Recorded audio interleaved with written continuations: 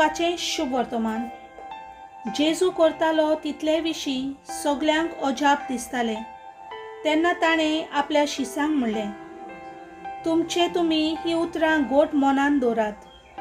मनशाच्या पुताक मनशाच्या हातान धरून दितले हें घडचें आसा, पूण ताणें सांगलें तें सोजमलें नात. तर ताचो अर्थ तांकां मेळचो न्हय म्हूण ताच्या गिन्यानांक ते लिपोवन उरले आनी त्या उतरा विशीं ताचे लागीं विचारूंकूय तांकां भें दिसतालें. देवाचें उतर हें.